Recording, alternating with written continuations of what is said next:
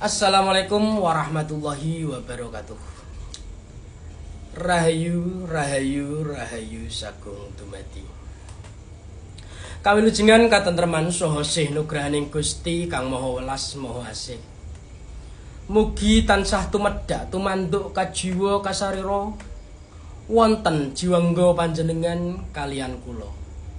Waradin sagung dumadi widodо nir ing sambikala. Bengi iki aku mbahas yen urip kuwi pancen kadang ruwet. Ana masalah kerja, ana masalah keluarga, ana masalah asmara, nganti urusan dompet utawa bondo donya. Tapi wong Jawa iku wis suwe duwe cara kang gampang, sederhana, sepele, gawe goleki tentreming ati. Ora perlu muluk-muluk. Cukup eling lan waspada. Iki lho. Tak wenehi sithik cara kanggo nenangke pikiran ala wong Jawa. Tapi tetap relevan buat zaman sekarang atau tetap relevan kanggo zaman saiki. Nomor 1 utawa angka 1. Nak ngomong nomor disampluk karo guruku. Jadi basa Jawa iku ora ana nomor, anane angka. Angka 1. Yaiku nglakoni nafas ambegan. Siji-siji. Tarik nafas pelan-pelan, siji-siji. Amarga apa? Ambegan iku urip.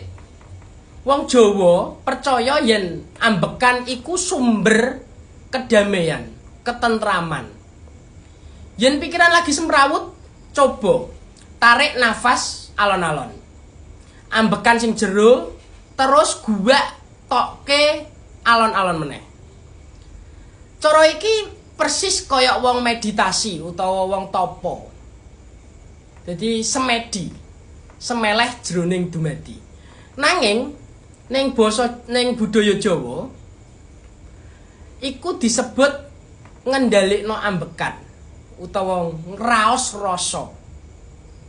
Iso ditambahi nggawa wirid utawa nyebut marang asma-asmane Gusti utawa nama-namane Gusti. Contone Allah. Allah. Ngono ae terus sampai adem. Sampai tenang pikirane. Yen nomor 1 ambekan wis diatur kok jek urung tenang, jajal lakonono iki.